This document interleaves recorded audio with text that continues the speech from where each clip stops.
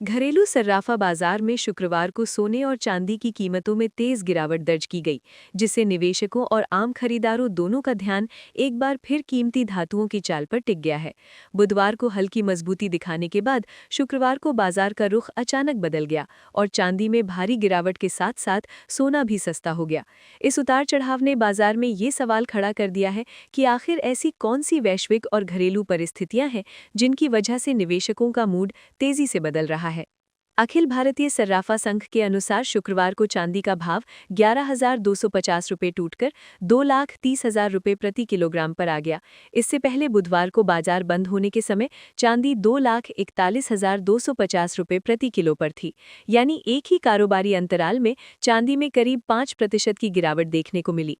इसी तरह 99.9% शुद्धता वाले सोने का भाव 1,900 रुपये घटकर 1,47,800 रुपये प्रति 10 ग्राम रह गया, जबकि पिछले कारोबारी सत्र में ये 1,49,700 रुपये प्रति 10 ग्राम था।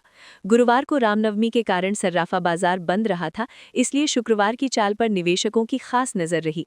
बाजार विशेषज्ञों के अनुसार सोने चांदी की कीमतों में ये गिरावट केवल स्थानीय मांग या खरीदारी की वजह से नहीं आई, बल्कि इसके पीछे वैश्विक कमोडिटी मार्केट, कच्चे तेल की चाल, डॉलर की दिशा और अमेरिकी आर्थिक आंकड़ों की प्रतीक्षा जैसे कई बड़े कारण एक साथ काम कर रहे हैं।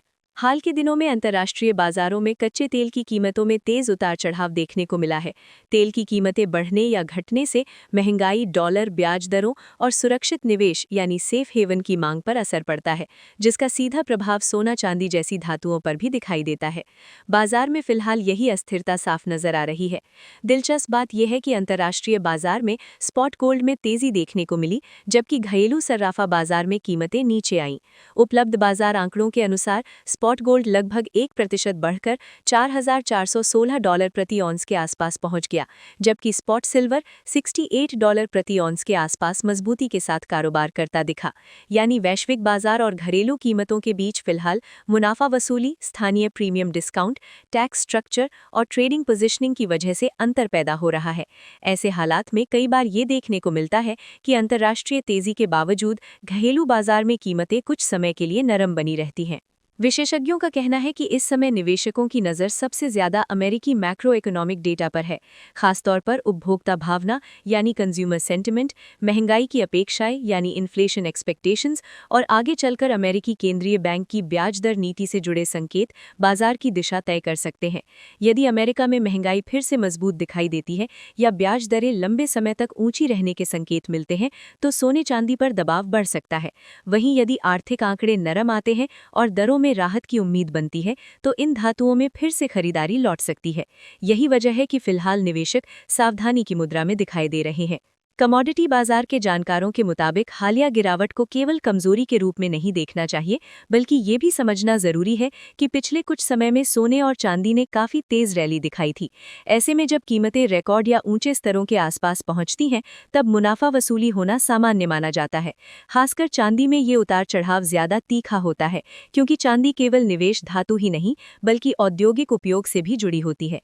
इसलिए इसमें निवेशक भावना के साथ साथ औद्योगिक मांग, वैश्विक ग्रोथ आउटलुक और डॉलर मूवमेंट का असर भी तेजी से दिखाई देता है। उधर MCX पर तस्वीर थोड़ी अलग दिखाई दी। शुक्रवार शाम के कारोबार में अप्रैल डिलीवरी वाले सोने में मजबूती देखने को मिली और ये करीब 1,42,300 रुपये प्रति 10 ग्राम के स्तर पर कारोबार करता नजर आया। वहीं मई डिलीवरी वाली चांदी में भी बढ़त दर्ज की गई और ये लगभग 2,22,555 रुपये प्रति किलो के आसपास पहुंच गई। इससे ये साफ होता है कि स्पॉट मार्केट और फ्यूचर्स मार्केट के बीच फिलहाल अलग अलग धारणा काम कर रही है। एक तरफ सर्राफा बाजार में तत्काल दबाव दिख रहा है तो दूसरी ओर वायदा बाजार में निवेशक गिरावट के बाद नीचे के स्तरों पर खरीदारी करते दिखाई दे रहे हैं।